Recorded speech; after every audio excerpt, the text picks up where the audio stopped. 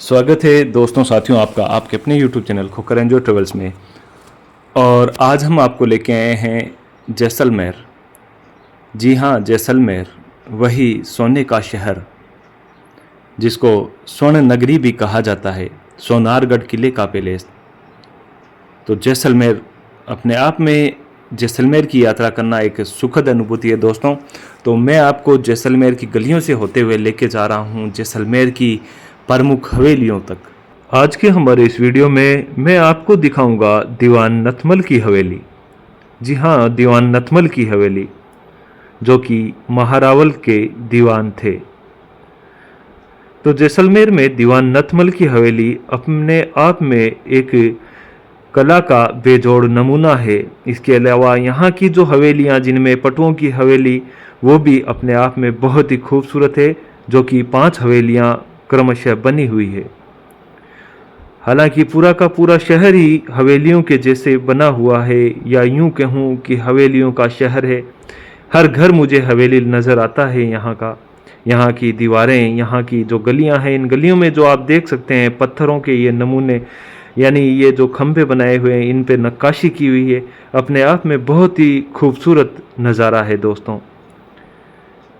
तो आप देख सकते हैं जैसलमेर की प्रमुख हवेलियाँ, जिनमें ये पटुओं की हवेली, और इसका ये नज़ारा देखें दोस्तों। एक बार फिर से इस नज़ारे को देखें, कितनी खूबसूरत नक्काशी की गई है। और अब हम आपको दीवान नथमल की हवेली के दर्शन कराते हैं दोस्तों। तो गलियों से आगे बढ़ते हुए हम पहुंचते हैं दीवान नथमल की हवेली की तरफ।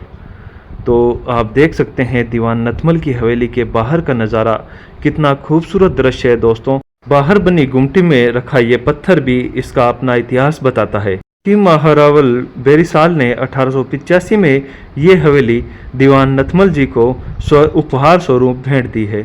तो इस हवेली की कुछ खास बातें हैं दोस्तों। इसकी कला को आप एक बार फिर से देखें, इसकी सुंदरता को, इसकी सुंदरता का बेजोड़ नमूना कहीं भी देखने को नहीं मिलता। ऐसी खूबसूरती आपको कहीं देखने को नहीं मिलती। आप देख सकते हैं दोस्तों इस हवेली की खूबसूरती, और इसी के साथ ही इस हवेली से जुड़ी कुछ रोचक बातें भी। तो दोस्तों एक बार फिर से इस हवेली को आप देखिए, आप निहारिए। आपको मैं बार बार कह रहा हूँ, इस हवेली को देखिए तो गौर से देखें दोस्तों। आपको कोई फर्क नजर आता है क्या कहीं पे? दोस्तों इस हवेली के बारे में रोचक तथ्य ये है कि इस हवेली को 2 मुस्लिम भाई लालू खां और हाथी खां ने बनाया है। तो इनकी कारीगरी को देखिए दोस्तों, यानी इन्होंने जो कारीगरी की है ये और कहीं नहीं मिलती। ऐसी कारीगरी का बेजोड़ नमूना है दोस्तों। यानी ये हवेली उस समय बनाई गई थी जब कोई अत्याधुनिक सुविधाएं नहीं थी।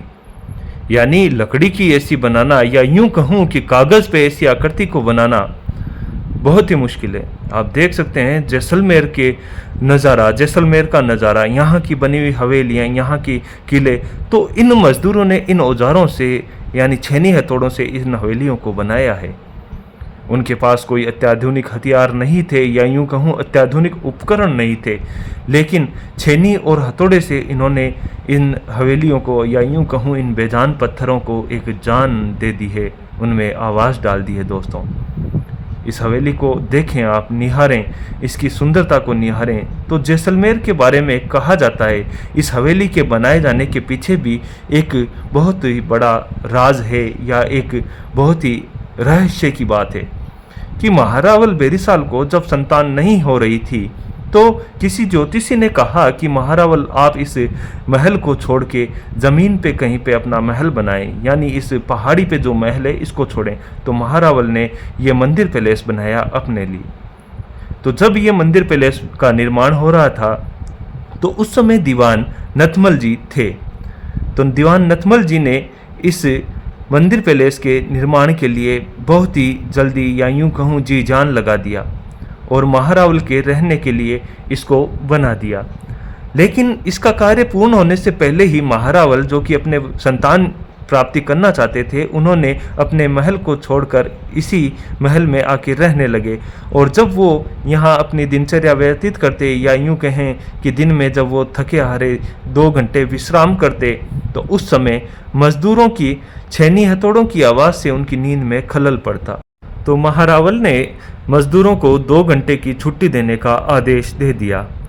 लेकिन होशियार दीवान नथमल जी ने मजदूरों को, जो कि काफ़ी संख्या में थे या यूं कहें हजारों की तादाद में थे, अगर उन्होंने हिसाब लगाया कि अगर मजदूरों को हमने छुट्टी 2 घंटे के लिए दे दी तो ये तो राजस्व का नुकसान होगा। तो कहते हैं उन्होंने उस 2 घंटे के दौरान बाहर पड़ी या कुछ ही दूरी में एक स्थित खाली भूखंड पर एक हवेली का निर्माण करने का आदेश दे दिया। और कहते हैं ज्यों-ज्यों मंदिर पैलेस का कार्य शुरू हुआ वैसे वैसे रोज़ाना 2 घंटे हवेली का कार्य भी शुरू रहा और इस तरह मंदिर पैलेस और हवेली दोनों एक साथ तैयार हुए। और जब महारावल ने देखा तो आश्चर्यचकित हो गए कि ये पैलेस या यूं कहें ये हवेली किसने बना डाली। तब दीवान नथमल जी ने सारा वृत्तांत सुनाया और महाराजा ने अपने दीवान की होशियारी से खुश होकर उन्हें ये हवेली उपहार स्वरूप दे दी। इस हवेली के बाहर ये हाथियों के बुत बने हुए हैं जो कि उस समय के प्रतिष्ठा के प्रतीक हुआ करते थे, जो कि राजसी या यूं कहें राजा के खास लोगों के घरों के बाहर ही दिखने को मिलते थे। तो आप एक बार फिर से इस हवेली की खूबसूरती को देखें, निहारें। आपको कोई अंतर नज़र आया तो ज़रूर बताएं। तो दोस्तों, अब मैं आपको इस हवेली का रहस्य बताता हूँ। आप ध्यान से सुने। इस हवेली को बनाने में दोनों भाइयों ने अलग अलग मेहनत की और दोनों भाई अपना काम साथ जारी रखें। आप देख सकते हैं इन झरोकों को, यानी कि हवेली के दाएं हिस्से को लालू खां ने और बाएं हिस्से को हाथी खां ने बनाया। तो इस तरह इस हवेली में कुल मिलाकर छोटे मोटे 60 तरह के अंतर पाए जाते हैं, जो कि इसकी विशेषता को अलग ही बखान करते हैं। तो हम आपको वो अंतर अब बताएंगे। आप एक बार फिर से इस हवेली की खूबसूरती को देखें। आप जब गौर करेंगे तो आपको नज़र आएगा। तो वो अंतर इस प्रकार हैं। आप मेरे पीछे झरोकों को देखें और हवेली की सुंदरता को देखें। अब हम हवेली के 2 भाग करते हैं। इसका दायां भाग लालू खां के द्वारा और बायां भाग हाथी खां के द्वारा बनाया गया। तो अब हम इसके डिवाइडेशन के बाद में दोनों भागों का अंतर आपको दिखाते हैं। वो इस प्रकार हैं। आप देखें इस झरोके में कुछ दिखा आपको? अभी नहीं, तो हम आपको दिखाते हैं। देखें गौर से। ये देखें इसके दाएं और बाएं भाग के झरोकों में अंतर। दाएं भाग का सिंपल एक झरोका है, जबकि बाएं भाग के झरोके में आप देख सकते हैं कि 3 झरोके बने हुए हैं। और भी अंतर हम आपको दिखाते हैं। आगे दूसरा अंतर हम आपको इस खिड़की में दिखाते हैं। आप देखिए, आप जब इन दोनों खिड़कियों को तुलनात्मक रूप से देखते हैं तो आपको बारीकी से अंतर दिखाई देगा। ये देखें आप, दाहिनी खिड़की और वो पहले बाईं खिड़की। तो अब इनमें आपको अंतर दिखेगा, वो इस तरह है। ये देखिए, इस बाईं खिड़की को आप देख रहे हैं, इसके ऊपर आप जो आकृति देख रहे हैं उसमें आपको एक मोर और एक औरत का चित्र नज़र आ रहा है। यहाँ देखिए आप, यहाँ आपको मोर के ऊपर नर्तकी दिखाई दे रही है, जबकि हवेली के दूसरी ओर देखने पर आपको सिर्फ मोर ही नज़र आता है। ये देखिए आप, इसके अलावा आप गुंबद की डिज़ाइन भी देख सकते हैं। उसमें डिज़ाइन में ऊपर आकृति अलग थी और यहाँ पर गोल। इसके अलावा बड़ा अंतर आप नीचे इन दोनों गुमटियों में देख सकते हैं। इस गुमटी को देखें आप और इधर वाली को देखें, ये आपको बड़ी दिखाई दे रही है और ये छोटी। दाहिनी और बाहिनी गुमटी में भी फ़र्क नज़र आता है। इसी तरह और भी है, यहाँ पे कई तरह के और भी फ़र्क हैं, वो हम आपको बताते हैं अभी।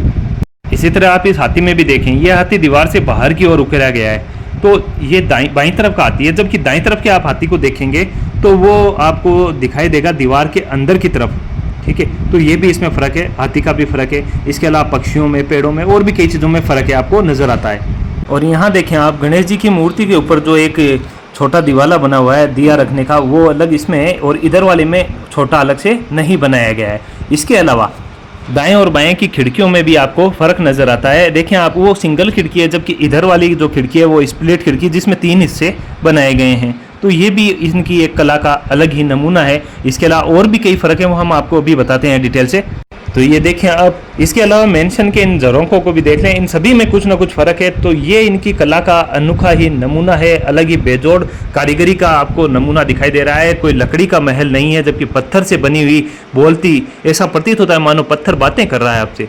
तो बहुत ही खूबसूरत नथमल जी की हवेली और जैसलमेर की खूबसूरत हवेलियों में से एक।